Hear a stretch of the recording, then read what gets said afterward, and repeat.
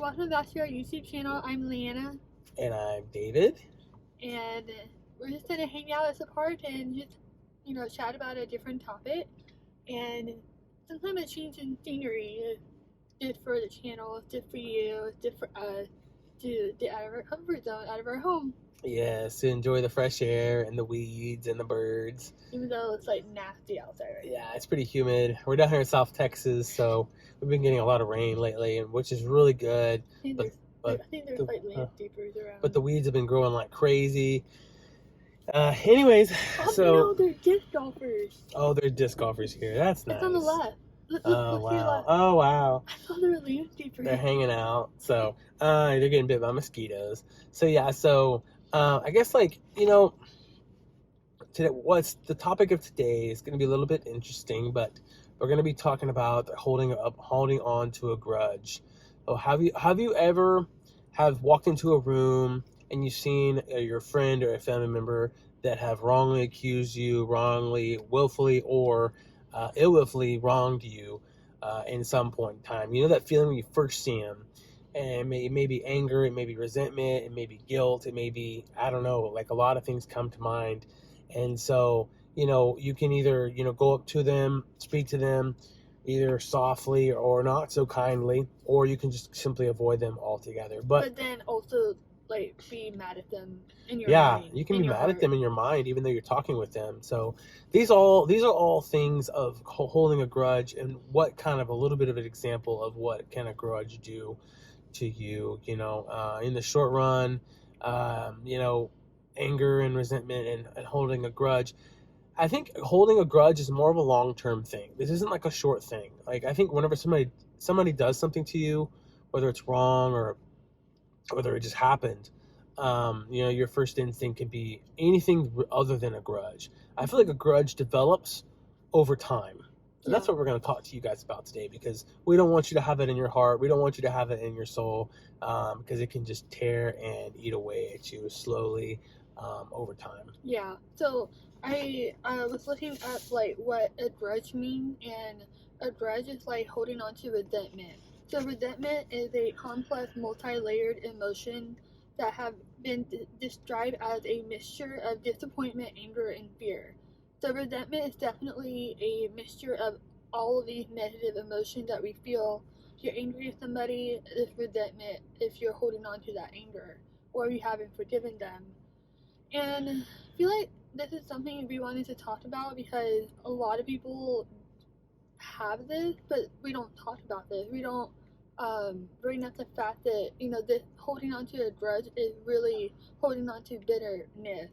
And you become more bitter, and your heart becomes more hardened, and I feel like it's something that really holds people back from just living their life, and they have a hard time moving forward and moving on with their life because they're holding on to that pain and the hurt that either that one person did or multiple people have done. And sometimes we can, and I think I was looking this up too, sometimes we can hold a grudge over little things. Yeah. And it can be something, oh, I'm angry about this, but whatever. And then you get angry about they did this, they did that. It's something so small, like forgetting to, say happy birthday to you when it was your birthday. Like, that's a small thing, and then it gets bitter and bitter, and then it grows. It doesn't have to be the one major event that happened to where you do hold a grudge, even though that does happen. But I feel like sometimes we can hold on to a grudge when someone does something over and over and over again, or they do something that hurts you, and it becomes a really bad thing. Yeah, that's good. And then also too, I guess whenever, somebody, like I said, does something wrong against you or towards you, you're angry, you may want to still hold that grudge towards them. Yeah. I feel like it's a lot of times it's people's will and people's desire and people's choice and your choice to hold on to that grudge just because you want to. Yeah. Like you want to despise them by being angry and by holding on to what they've done to you in the past and holding on to that. Because that's what makes it more fair. But how is it fair to you or the other person? Well, I think it just tears you up on the inside, and it really damages relationships, especially whenever you're trying to make new ones, or you're trying to, rekindle things with this old relationship, it's just gonna tear you apart. Yeah. I really think holding a grudge is more of a choice thing. It's your choice to hold a Yeah. grudge. Some people want to. Some people enjoy that, and I don't think that's right at all. Holding on to grudges is something that's just terrifying, and I've done it before. I've done it, and the best thing is to do is to forgive yourself and forgive the other person and pray to God and ask for help with this so that you can move on from it. Once you move on, man, it's so much better. Your life's so much better. You can breathe, you can live again. You feel like you've just walked out of a bubble, like a Yeah. bubble that you were in, and you were doing it to yourself. And you didn't realize how bad you felt in the past. Yeah. You didn't realize how terrible things were while you were holding on to that guilt until you're out of that. Because in the moment, it may feel good. It may feel good to hold a grudge against a person, but it Yeah. may not feel good in the long run. And once you get past that, you may wonder, wow, like what, I'm free now. So Yeah, and I feel like that a lot of that goes from holding on to unforgiveness. I feel like holding a grudge is also holding on to unforgiveness and not forgiving someone or multiple people. And I know we had a podcast episode and it went really well. We had an episode on unforgiveness, like what happened when you don't forgive someone. Let me start over.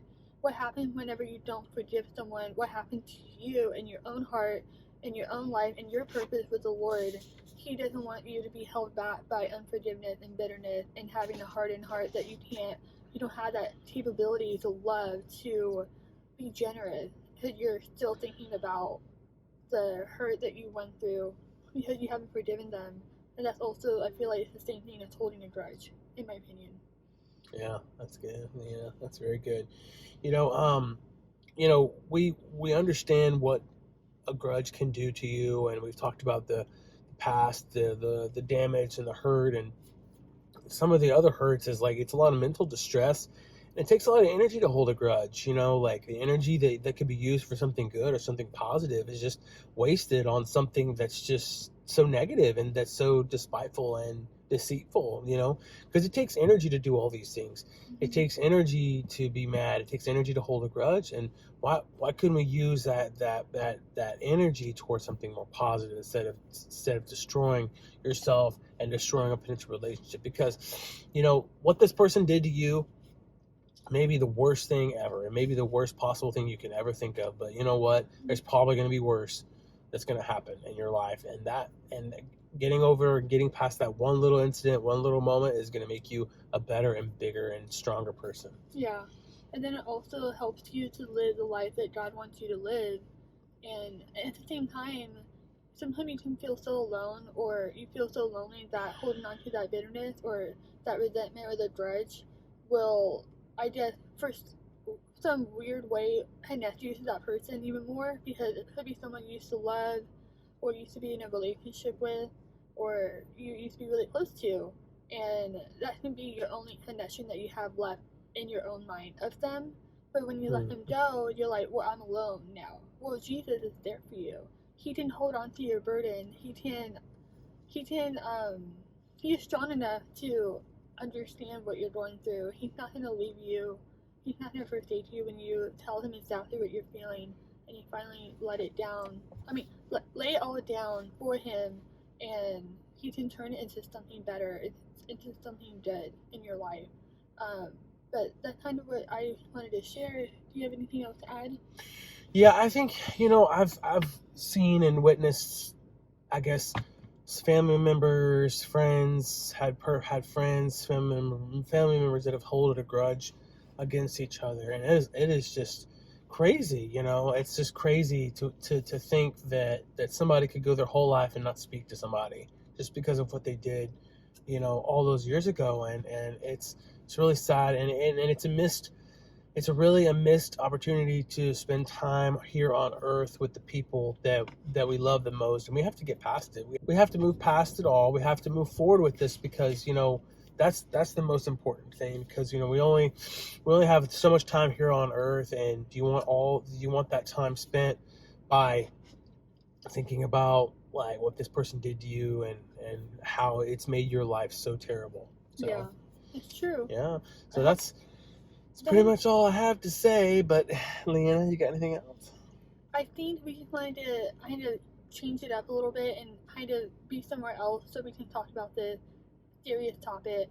But it's kind of crazy that we're talking about this and it looks like it's about to rain. The weather's changing. The weather's changing. Maybe it's changing in your own life as well. Maybe it's time to move on. So we hope that we encourage you a little bit with the, encouragement to let go of a grudge or of any resentment and start forgiving again.